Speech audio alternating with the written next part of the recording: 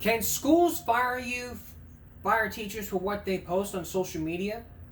Well, according to what the principals are doing, yes, they can. Good evening and welcome to Give Me a Break. I'm Jonathan Carmody. By the time this episode ends, another teacher could be fired by what they post on social media. It was after the death of Charlie Kirk. And in the state of Texas, an employment attorney says private employers have the right to fire discipline workers because of political speech. Is that a violation of the First Amendment? Let's take a look at this. The First Amendment gives Americans the right to speak and the right to post, but does not give Americans the right to keep a job. A private employer can fire or discipline an employee for political speech. Employment attorney Rocky Dunn has tried multiple First Amendment cases. It doesn't matter if it's spoken or written, if it's on your time or the company time. That is correct. People in all kinds of careers are being fired because of what they said on social media about the death of conservative activist Charlie Kirk, from pilots to professors and teachers too. The Texas Education Agency told superintendents instances of inappropriate content being shared by teachers should be reported to the state.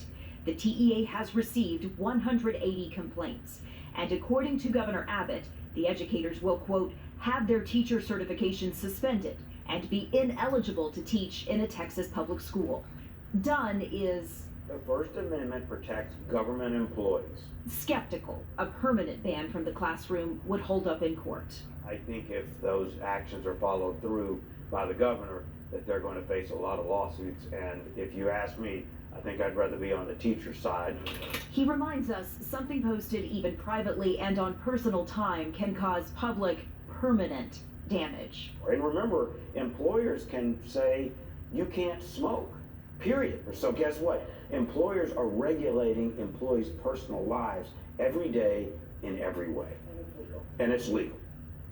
Texas AFT, the Federation of Teachers, calls what is happening a witch hunt. They say, quote, the investigations into teachers exercising their First Amendment rights outside their official duties silence dissent and encourage the purging of civil servants.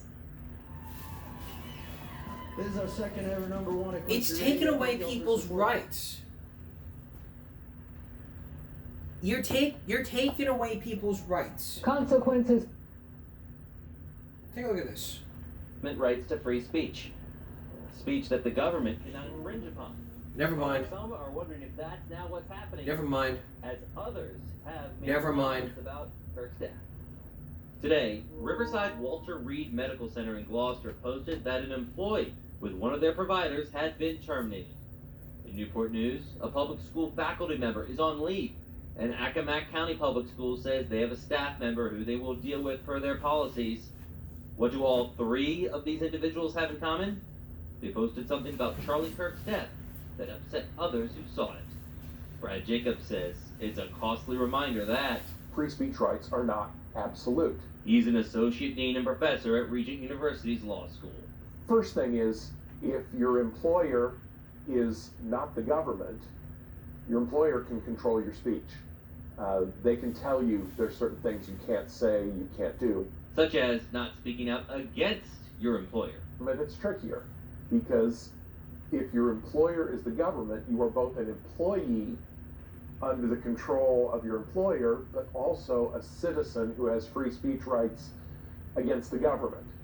In this case, a school employee posted, I hope he suffered through all of it.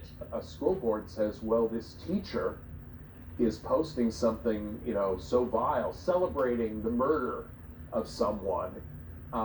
That's going to damage our students. That's going to damage the education process. That may cross over the line. You may ask, even on your personal page? Jacob wants to remind people that nothing truly is private on social media. That's why it's called media. Brett Hall, 10 on your side. Called media for a reason. You can be fired, yes, and after what happened to Charlie Kirk, everybody got fired. Not just teachers, everybody. So you better figure out, you better watch what you're going to say on social media, because if you do, you could be canned. You can lose your job.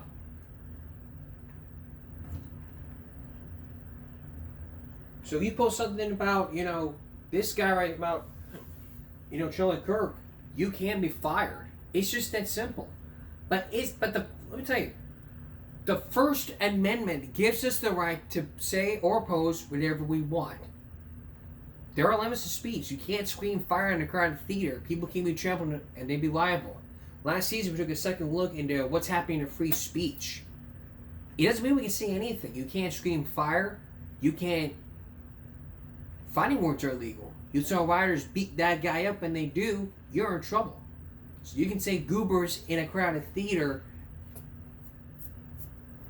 and you will be held liable. Goobers!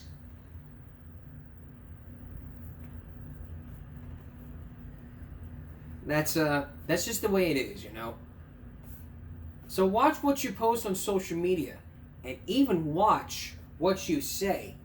What you post and what you say on social media can lead to you losing your job. Even maybe a witch hunt, but it's what the government and the state governor wants, and what the TA wants. So abide by its policies. Over 3 decades ago, there was a civil rights case that led to 2020 investigating it years later. So after all these years, who was the main suspects in this case? Connie Chung with our Gaming Break special, Justice Delayed. When we come back, stay with us. Back in 1967, over 3 decades, there were murders because of civil rights laws that led to murders of police, that led to police officer murders, and even some arrests being made.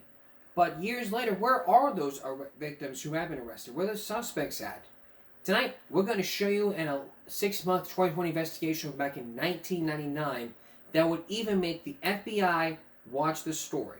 And as you watch, you will relive 1967 as it was when civil rights laws were in place and before Dr. Martin Luther King stepped in the role. Here's Connie Chung.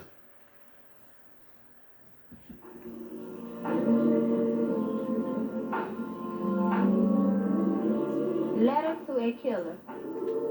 Words can't describe the sense of loss that I feel because I'm living my life without the love and guidance of my grandfather.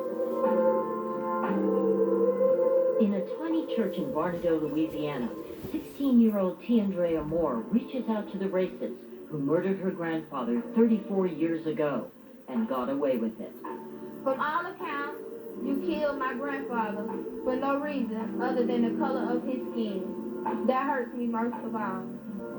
Her grandfather was O'Neal Moore, a 33-year-old officer of the law, ambushed by suspected night riders of the Ku Klux Klan. A memorial in Montgomery, Alabama, includes O'Neal Moore among the names of 40 men and women who lost their lives in the civil rights struggle.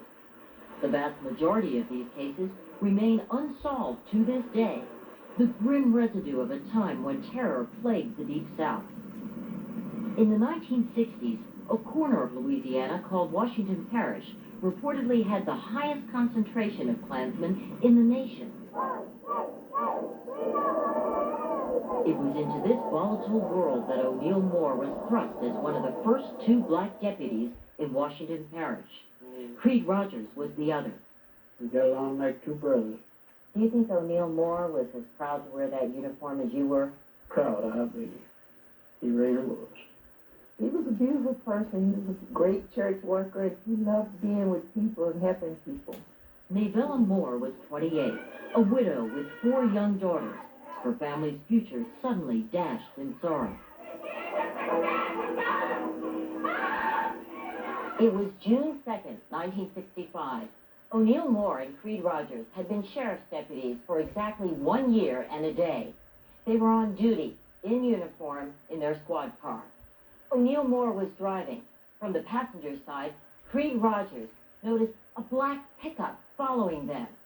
When they arrived at this railroad crossing, Creed Rogers heard a sound he'll never forget. It was rapid fire like a gangster movie. Like a gangster movie. Like a gangster movie.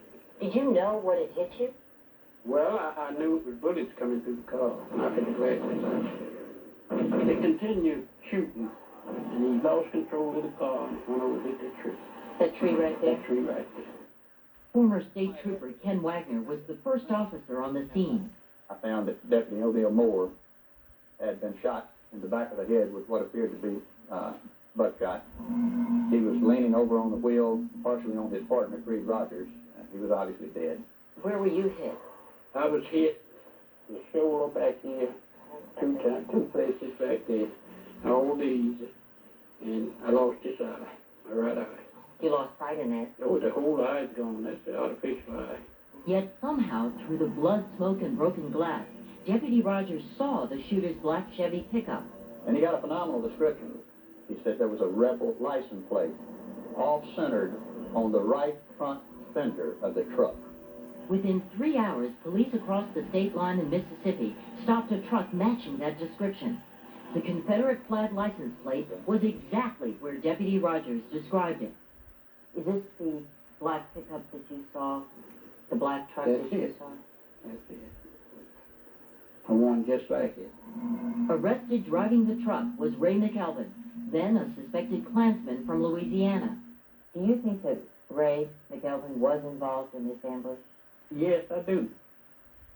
Because they caught him driving the truck, and that was the truck that they were shooting from. McElvin was jailed, fingerprinted, and interrogated by Mississippi State investigator Don Butler. He refused to talk. He told me my name is Ray McElvin, and he told me he was from Louisiana, and that's all I'm going to tell you. But questions about Ray McElvin made him a prime suspect. Could the uncanny description of his truck have been just an incredible coincidence? Did he have enough time to drive from the murder scene to the spot where he was arrested? And why did he refuse to talk to police? McElvin was extradited back to Louisiana, but within days he was released. And eventually, Deputy O'Neill Moore's own colleagues gave up the investigation, a development the murdered officer's partner is convinced was not for lack of evidence. Why do you think authorities never pressed charges against Ray McElvin or anybody else? Back then, you had people in the department was said to be Klansmen. And we had racists in the department. Racist? Yes, we did. Maybella Moore claims most of the sheriff's department, like much of the white community, was dead set against integrating law enforcement. Why do you think your husband was murdered? Because they just didn't want any blacks in authority. This was one of the most heinous crimes I've ever seen. A review of the case led FBI agent Mike Heimbach to reopen it in 1989.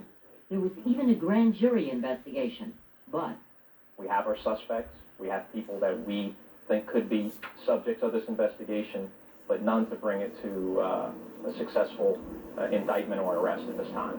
did you question Ray McElvin? He's never allowed himself to be interviewed by the FBI or any law enforcement officers that I'm aware of.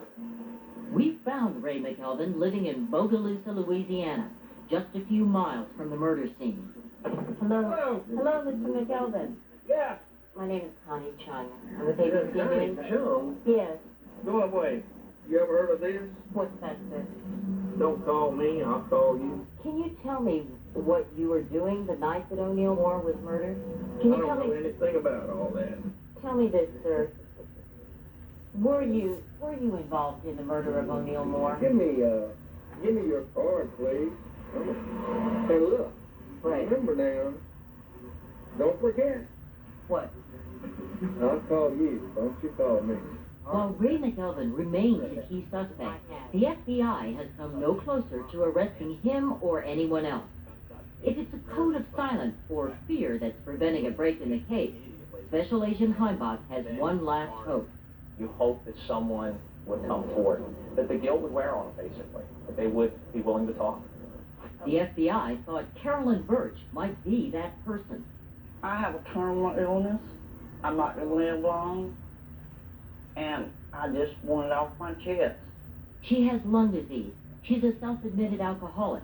But Carolyn Birch told us what she told the FBI, that she was the mistress of one of the 4 men who killed O'Neill Moore. The only thing that I know is what Bobby Lang told me. According to Birch, on the night of June 2nd, 1965, Bobby Lang and his 2 brothers-in-law, Archie Roy and Shelley James Seals, drove to the murder scene with Ray McElvin. Bobby and Joe James and Archibald was in the back of the truck with shotgun. And who was driving the truck? McElvin. Of the 4 men she names, only 2 are still alive, Ray McElvin and Shelley James Seals, who still lives near the murder scene. He claims Birch's accusation is the result of a personal vendetta, and he denies any role in the ambush. Never had nothing to do with it. Never knew anything about it. But he says he doesn't recall what he was doing that night, because a car wreck in 1990 left him with amnesia. Had amnesia. According to the report, I told the FBI the next day, I think it was, they let me read the report, that I was in front of my house, working on a car in front of my garage. Did Bobby Lang tell you why they ambushed O'Neill Moore and Creed Rogers? Because they were black. Because those 2 men were black. Yeah. All 4 men she named are considered suspects by the FBI. Shelley James Seals was even called before a grand jury. But there were inconsistencies in Birch's story, which prevented the FBI from using it to pursue an indictment. And unless someone else comes forward with new information, O'Neill Moore's widow, May Vela, fears the killers, whoever they are, will live out their days in freedom as the memory of their terrible deeds fades. I hardly remember what went on in, you know, the ceremony. I hardly remember. It's been hard. I'm hoping that some way, somehow, something would show up, somebody come forward, so this case can be solved.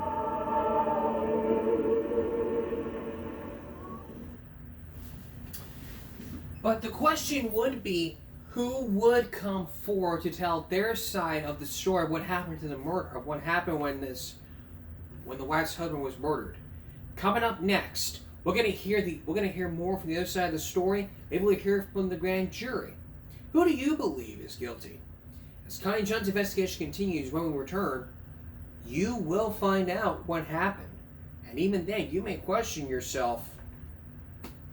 You may think to yourself, who's the killer, who's the victim?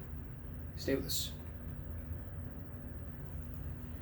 Returning to our story, one of the murder suspects in the murder of a black officer says he did not have any memory of doing it. He says he never had anything to do with it. But now there's 2 more unsolved murders. Could justice could never be delayed? It'd be up to the grand jury and the FBI to investigate and have some stuff going forward. Now the widow says she wants the district attorney to investigate. But will these 2 unsolved murders ever go forward to the district attorney? Once again, Connie Chun.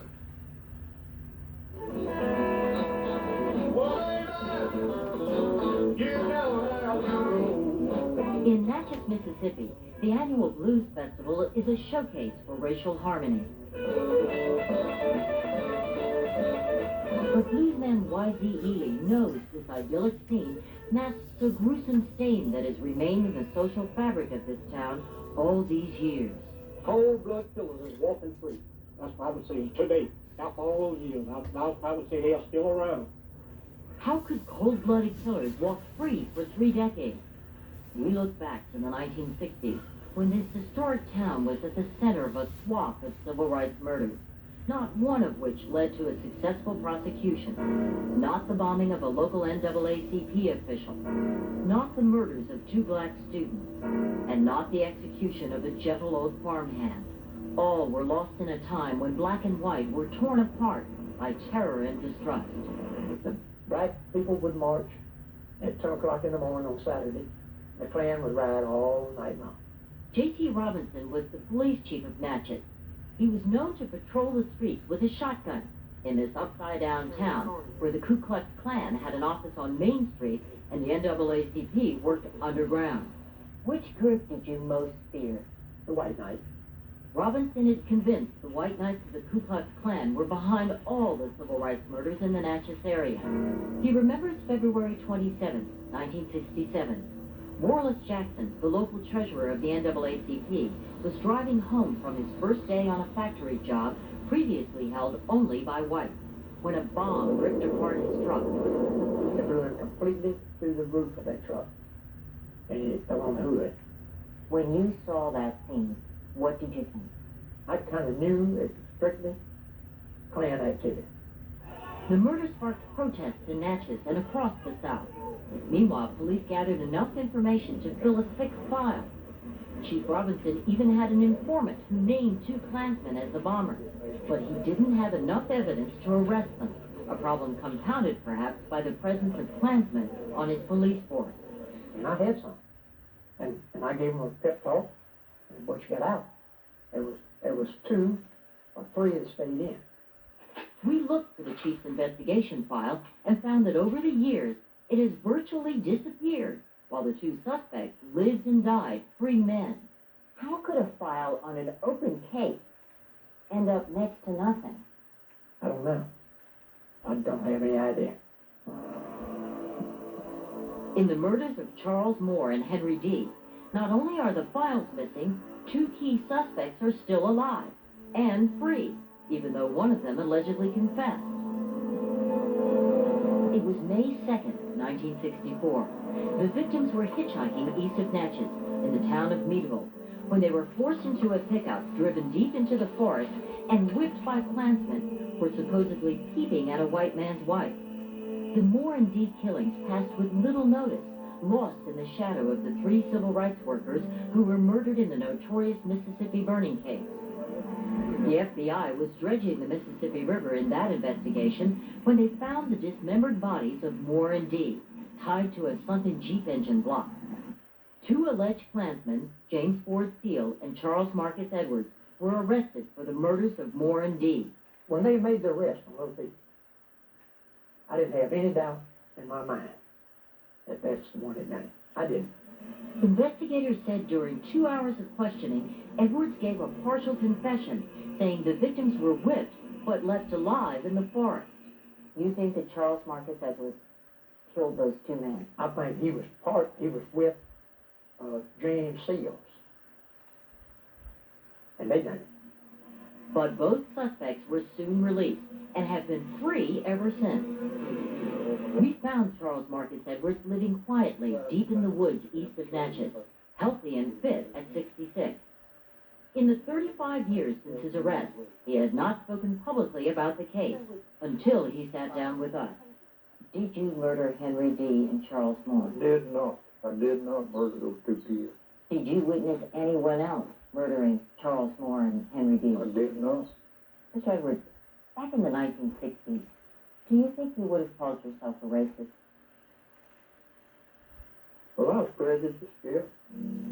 In 1966, Edwards was among numerous alleged Klansmen subpoenaed to Washington to testify at a congressional hearing into Klan violence. At the hearing, Edwards was confronted with his alleged confession. When you went before the House Un-American Activities Committee, you didn't answer any of the questions. I sure did. Why not? Because I didn't want to. I didn't figure it was any of their business where I'd been or what I'd done. The investigators said that you told them that you and a couple of other guys picked up Henry Dee and Charles Moore, took them to the forest. They told you a lie, too, because I hadn't said that. This is what the record shows. That's what the record shows, but there's no signed statement on that, is it?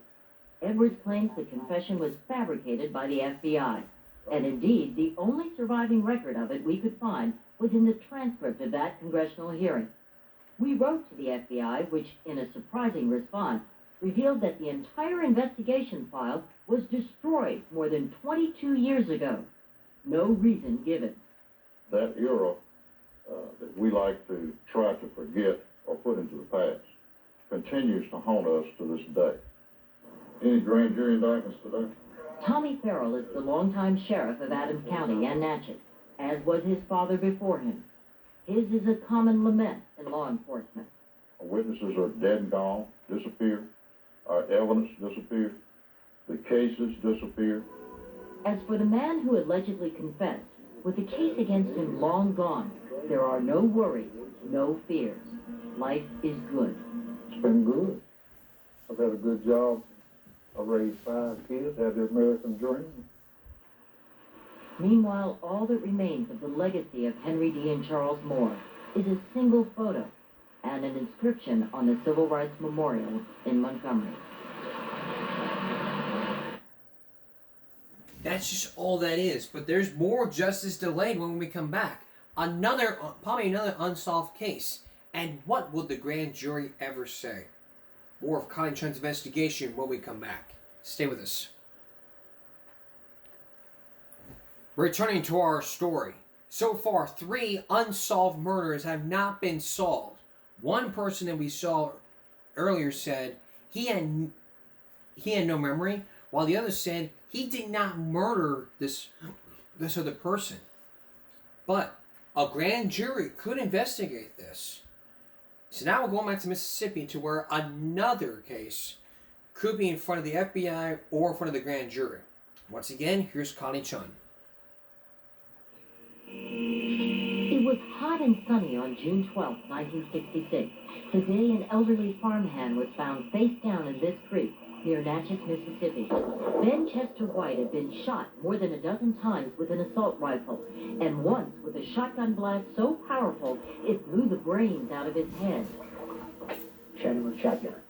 Former Natchez Police Chief J.T. Robinson says during a late-night rendezvous shortly after the murder, he received a confession from a Klansman named James Lloyd Jones. He said, I'm going to tell you something. He said, I was involved in something that's absolutely terrible. He said, I can't live with it.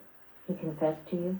What he said, he told me that Fuller, Avance, had killed Ben Chester White. Claude Fuller and Ernest Avance. That's right. He fingered 43-year-old Claude Fuller and 33-year-old Ernest Avance as the triggermen. In a then-secret FBI document, both were named as members of the White Knights of the Ku Klux Klan. James Lloyd Jones, of whom we could find no picture, confessed that he drove them and Ben Chester White to the bridge where the murder took place. But Chief Robinson knew that even with the confession, there would likely be no justice. Did you really feel it was impossible to convict a white man of killing a black man? Yeah, I did then. Yes, I did. He says what happened in this Natchez courtroom proved him right.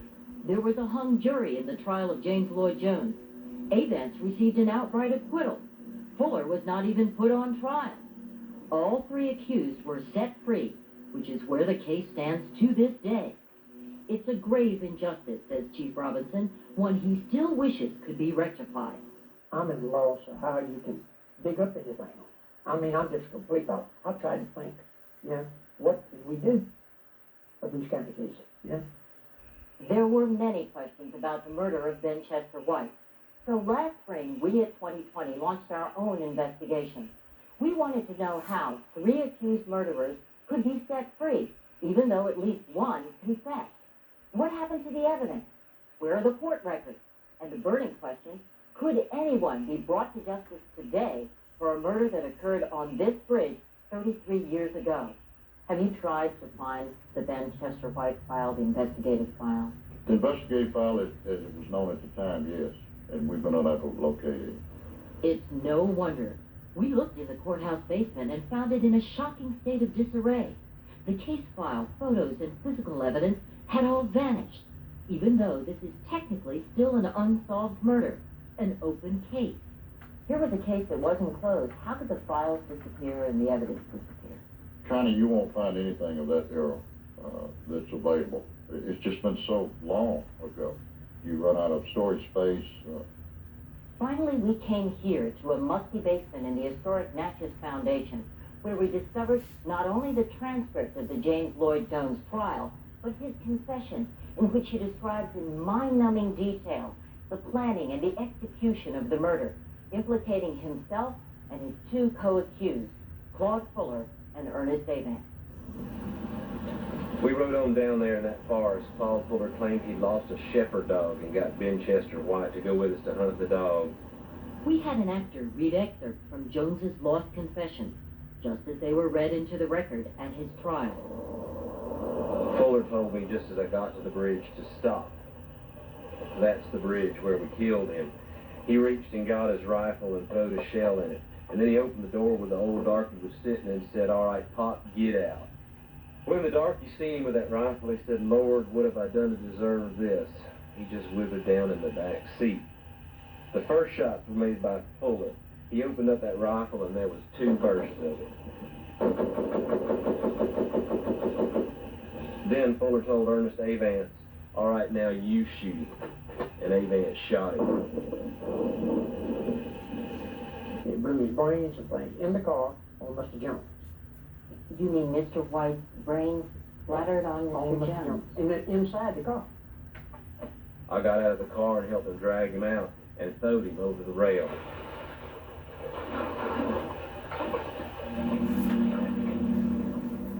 At the end of the week-long trial, a 12-man jury, 9 white and 3 black, went behind closed doors to deliberate Jones's fate.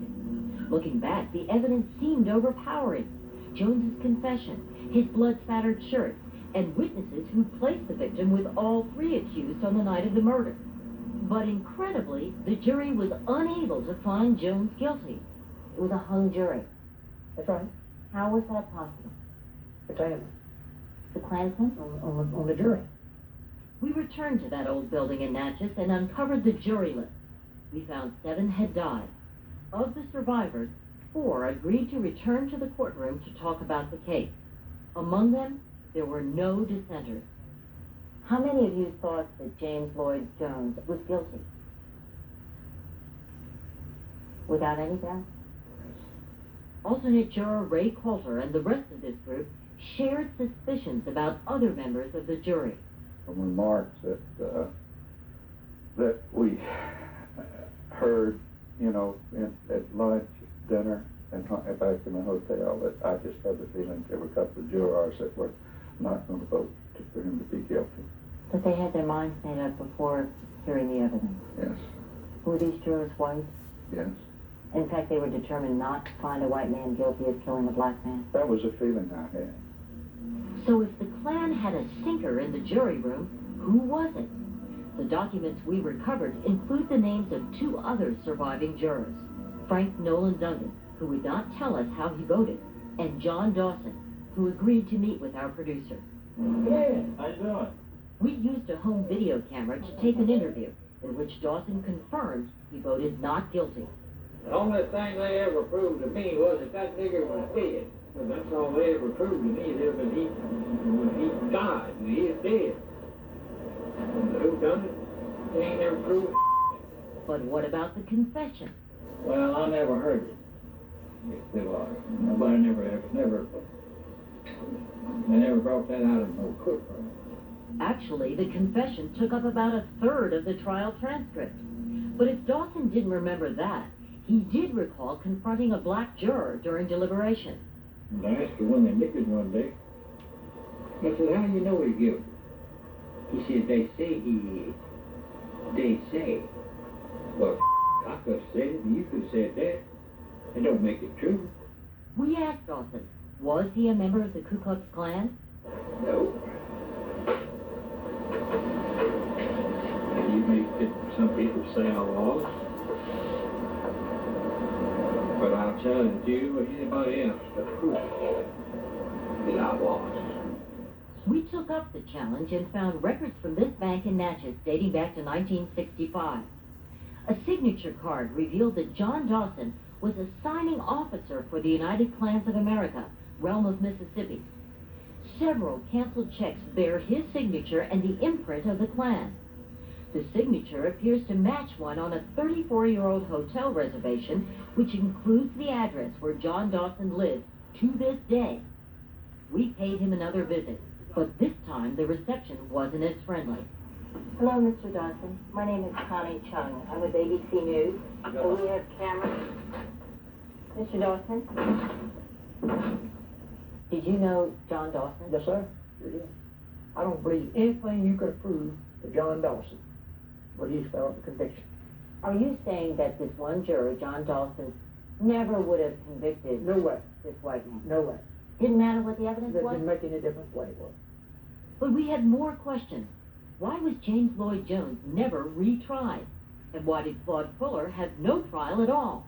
In documents scattered among the boxes in that old building, we found that both Jones and Fuller claimed they were physically unable to sit through a murder trial. They gave the identical excuse of ulcers and arthritis. Incredibly, the judge bought it, ordered the charges withdrawn, and set the accused killers free. We don't do that nowadays. We have very adequate medical facilities at penitentiaries, so I have a problem with all of it. I have a problem with it when it occurs. Really? But there was just not a lot that could be done. Your criminal justice system was that way. Claude Fuller lived another 25 years a free man and died of natural causes at the age of 70 in 1993. Jones died in 1972 in a state of deep despair, according to Chief J.T. Robinson. That's what killed Mr. Jones, his conscience. Really, you think so? Yes, sir, I think that's what killed him. I don't think he ever got over that brain incline in the colony. I don't think he ever got over it. And whatever happened to the third accused, Ernest Avance? Our investigation led us to a trailer home parked in the woods in the tiny southern Mississippi town of Bogue Chitto. I couldn't hardly believe this. A jury found him not guilty, but we tracked down a witness who says Avance had confessed. He said, and I'm quoting, yeah, I shot that nigger. And at the scene of the crime, a 2020 discovery. This is where the body was found. That appears to be federal land. In other words, there still can be a federal prosecution for murder Against a man whose opinions haven't changed much in more than 30 years. I am not prejudiced, but I bet you there ain't one out of 100 niggers that can truthfully say that. But is this person's confession enough to close the case, and not only close the case, but close the whole chapter in the civil rights? Next, Connie Chung continues the investigation by looking deeper and deeper into what the grand jury said, and more of that confession, and more of that informant. Is it enough to close the chapter? Stay with us. Now the conclusion to our story. It had been over 33 years since a murder of a black person and a black officer and a white person has been denied justice. All the documents that you have seen uncovered by 2020 revealed that one person confessed. Now, for the very first time, this one person that you're about to meet is agreeing for the very first time to sit down and tell his side of the story. And you also hear from the informant, which he quotes in that confession as saying the N-word a bunch of times. Here with the conclusion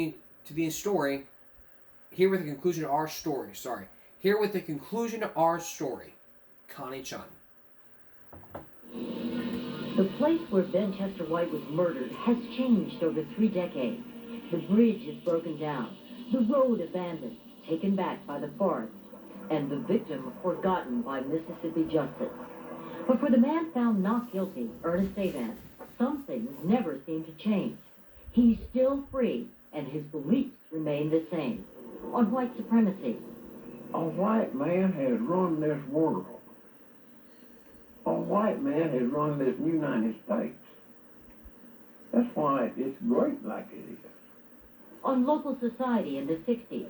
The Jews owned Adams County and the Catholics run it, and the niggers enjoyed it. But on the murder of Benchester White. Did you kill Benchester White? No, I did not. Did you shoot him with a shotgun? No, I did not. Did you have anything to do with the murder of Benchester White? No, I did not. This is part of the confession that was read at James Lloyd Jones's trial. How many times did the shotgun shoot? And Jones said 1 time. Who was the man that shot the shotgun? A fellow named Avance. That's you. But I didn't hear that read, but whatever was read and whatever James Lloyd Jones said was a bald-faced lie. Why would he lie? Why would he implicate himself? Why, if this nigger was killed like they said he was, why wouldn't the buzzards eat him? The buzzards won't eat nothing that dies of rabies or poison. So let me get this straight. You're saying that because the buzzards didn't get at Benchester White's body, that he had to have died of either rabies or poison? Evidently. Not gunshot wounds. Evidently. When Ernest Avance went on trial, 2 FBI agents testified that he also confessed. They were questioning him on another civil rights murder, the bombing of Warless Jackson. when Avance changed the subject to Ben Chester White.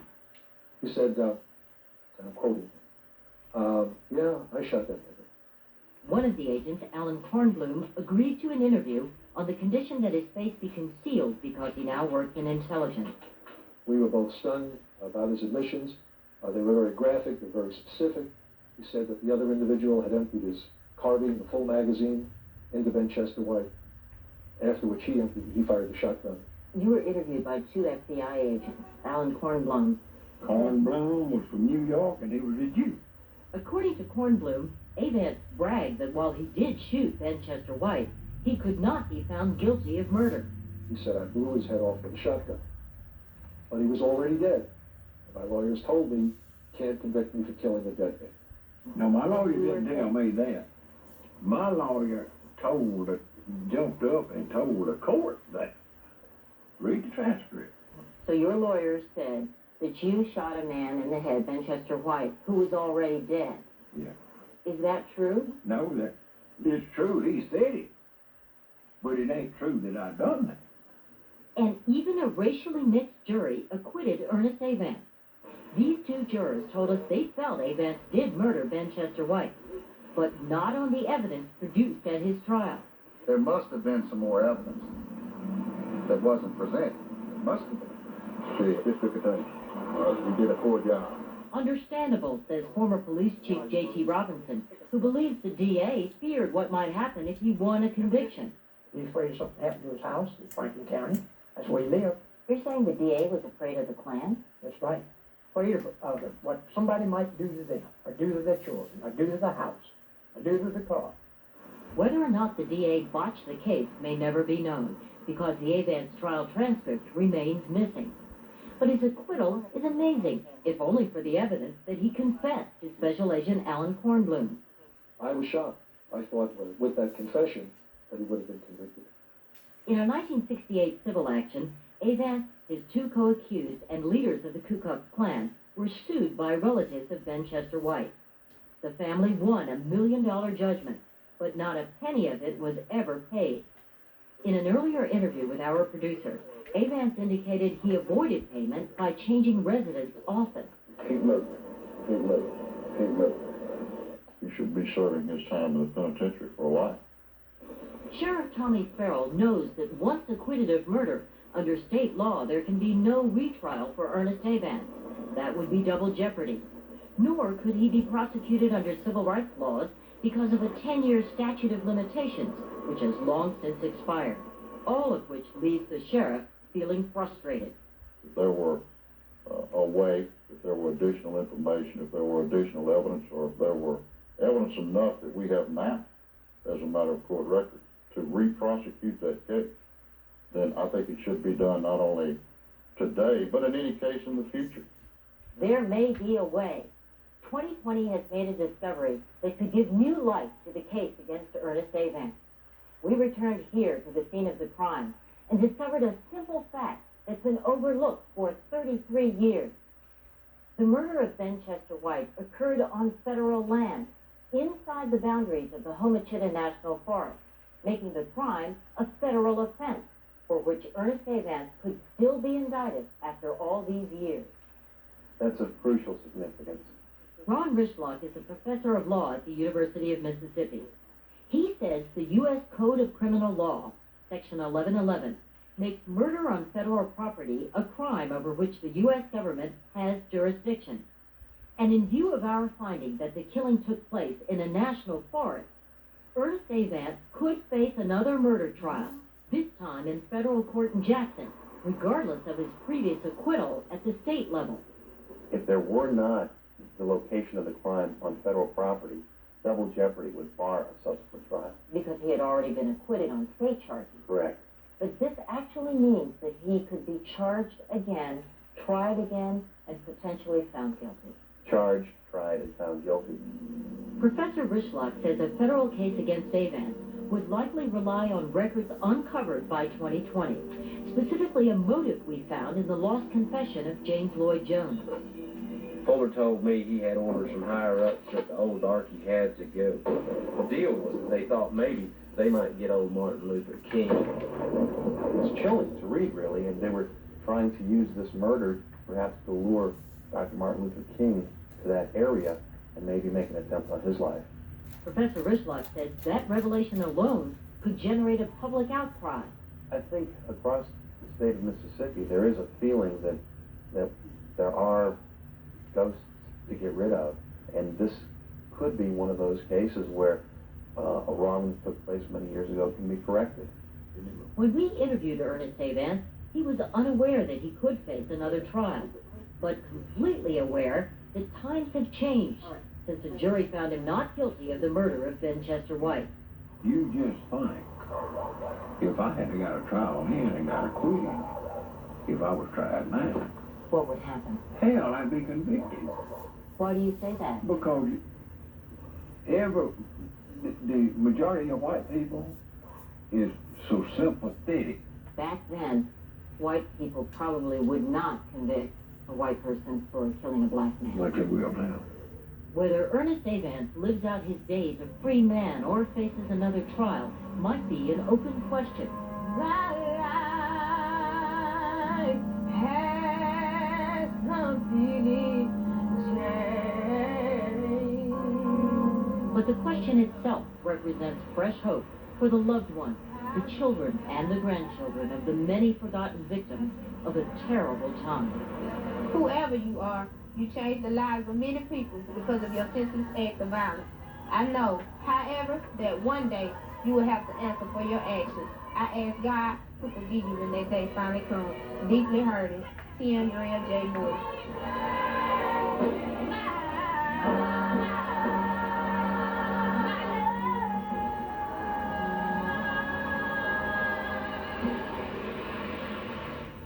As a result of our 2020 investigation, the U.S. Attorney for the Southern District of Mississippi has assigned a prosecutor to this case and ordered the FBI to investigate. As of tonight, the FBI has asked the local sheriff for his assistance in gathering information and documents about the murder of Ben Chester White. And Jack, our producer, Harry Phillips, spent 6 months investigating all of these murders. Did a great job. Fascinating story about a justice system, a time not that long ago. And if you want to learn more about the stories we brought you tonight, you can go to our website at abcnews.com. We'll be right back.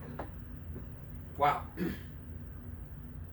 So after looking back at this 30 years and the results of a TV investigation, I would find that this man was guilty, even if he was retried. The evidence would be right there. Even if you were to take a lie detector test to find out, if he did. If he said he didn't do it, then he's free. But if the test shows that he did it, then it'd be a third retrial. So for this murder, it'd be administered by Dan Beavercroft or Jack Tremarco in separate questions. This should be asked like this.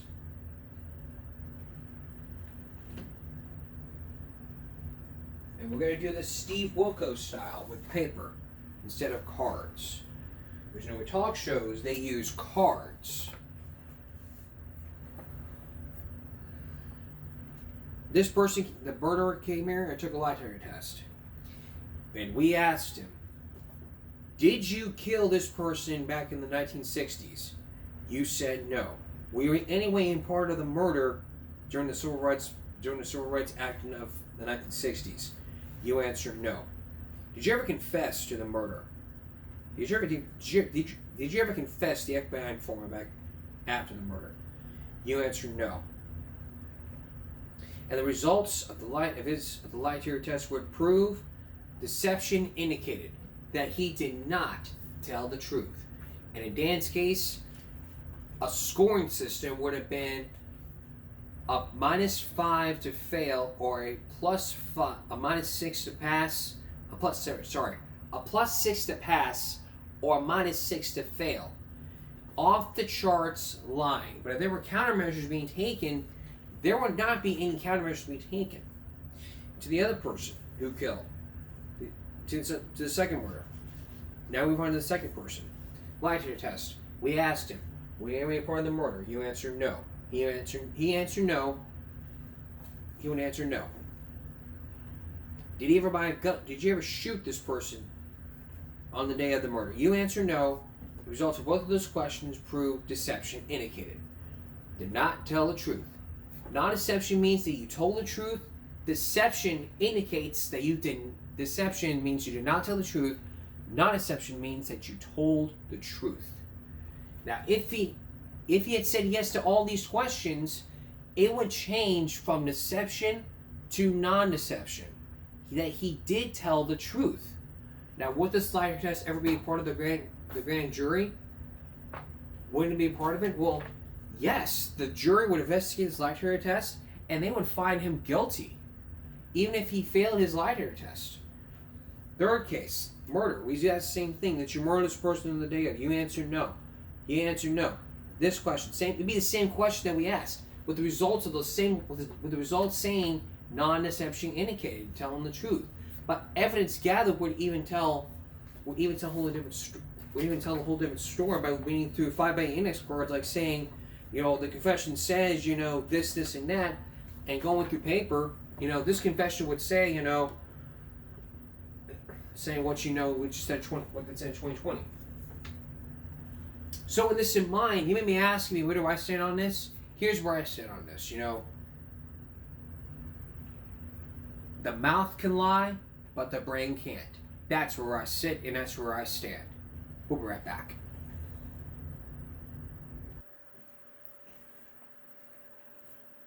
Coming up all the rest of the week, we're going to be bringing you some stories that would even lead to the biggest case ever. Jane Doe.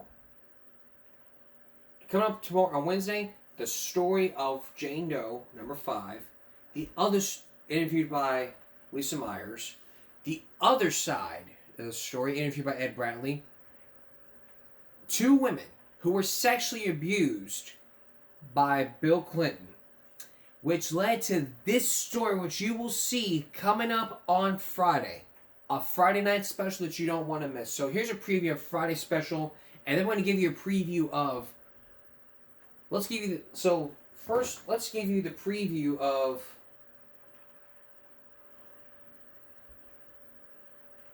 Let's give you this preview of Jane Doe.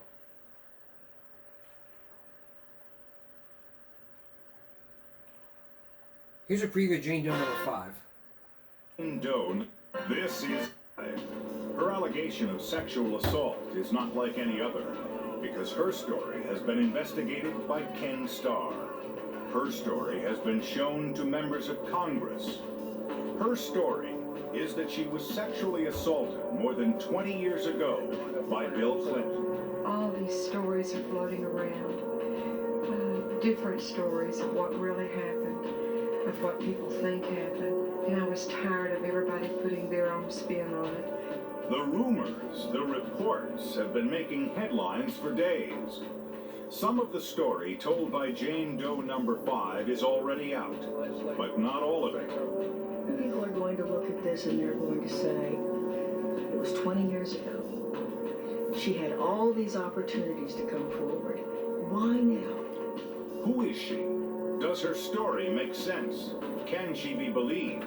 Quote, tonight, Lisa Myers with the troubling and puzzling story of Jane Doe number 5. That's on Wednesday. That's come up on Wednesday. Also on Wednesday, the other story from the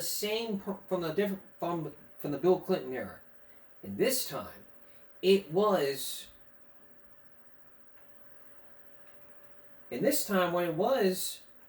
probably the same. It was probably a different woman.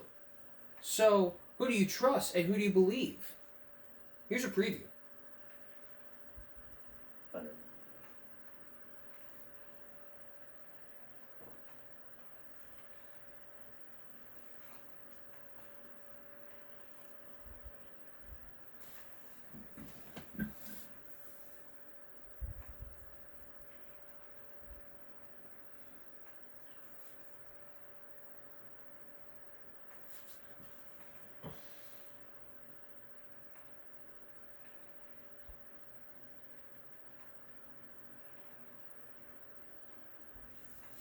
Okay, there we go.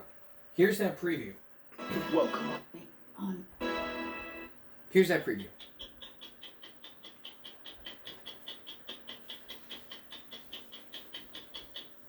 He kissed me on my mouth and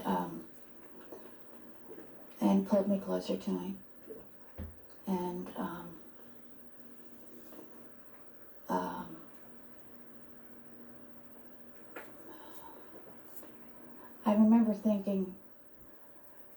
I just remember thinking, what in the world is he doing? He had his arms, they were tight around me, and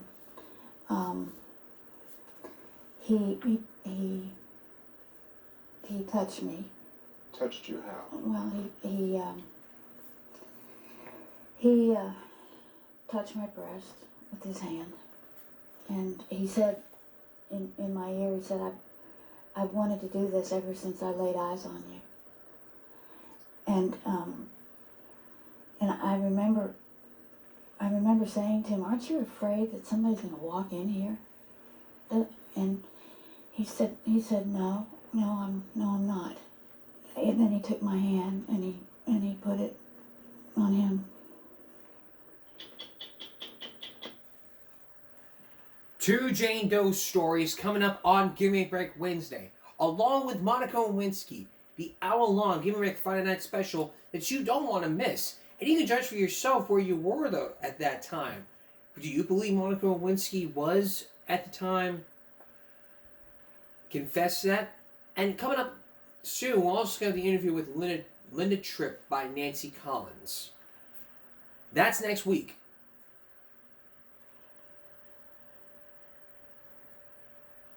All that's next week. All that's Jane Doe, 2 Jane Does this week. And Friday, we got Monica Lewinsky. That's what's on the... That's what's going to be on the agenda for this week.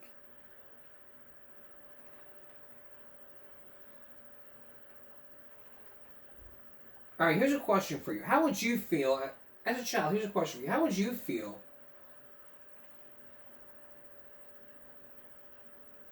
when you're one step ahead? It's like, go clean your room.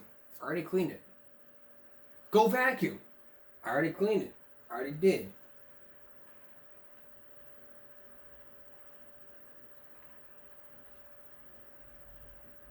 Go mop. I already did that as well.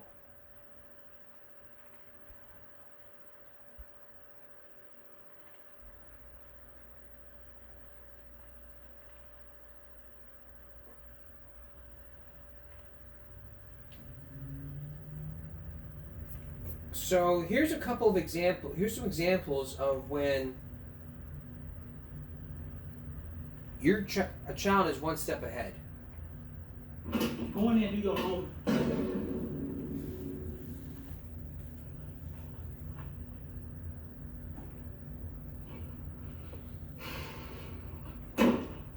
Go out there and take that tray.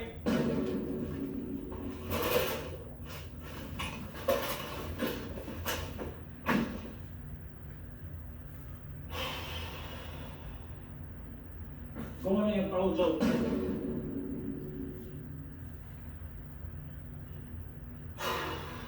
Well, go clean the bathrooms. I already did that. Cut the grass. I already did that too.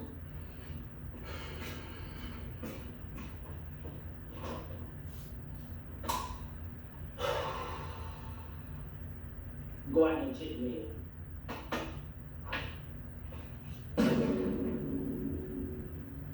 You won't punish me. For what? Don't leave the PlayStation jobs.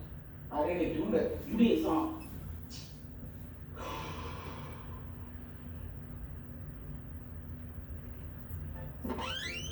Son.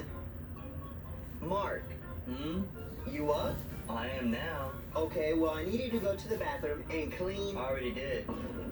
You already did? Yeah. Well, go to the kitchen and unload the dishwasher. I did that last night. Okay, go in the laundry room and fold them. I've been did that.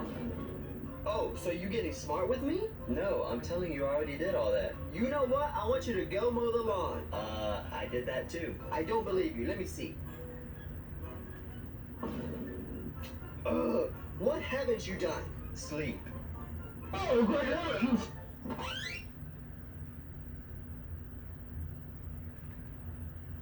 Luke. Luke. What? Are you up? I am now. Okay. Well, I need you to go to the bathroom and clean. I already did. You already did? I did that last night. Well, then go to the kitchen and unload the dishwasher. That's done too. Well, then go to the laundry room and fold the clothes. I've been doing that. Oh, so now you're getting smart with me, are you? No, I'm just telling you that that's all done. You know what? I want you to go and mow the lawn. I did that too. I don't believe you. Let me see.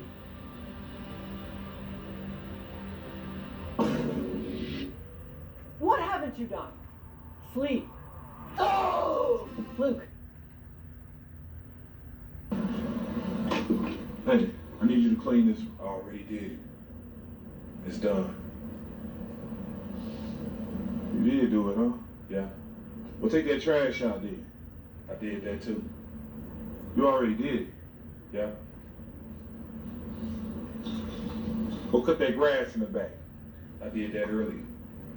It's finished. Over with. So you're getting smart now. This what we doing? Not at all. Not at all, sir. Not at all. Yeah, let's see if you can keep it up. That refrigerator needs to be cleaned out. Pronto. I did that yesterday. Yesterday. Done. I don't like your tone, so I suggest you clear it up. What tone? Hey, you need to clean your room. Already done. I cleaned it this morning. Okay, good. Go take out the bin. That's done as well. What, you talk back to me? No, Huh? I already took out the bins. Already do it? Yeah, I did it before. Okay, help your mom do the dishes. That's done as well. Okay. Yeah, I did it by myself before. Go finish your study. Why you play the game over this for what, man? I finished it already. All done, huh? Yep, easy peasy. Okay.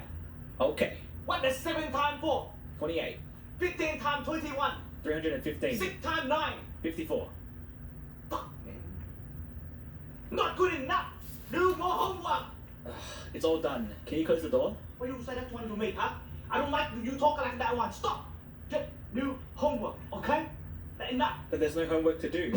You talk. Hey.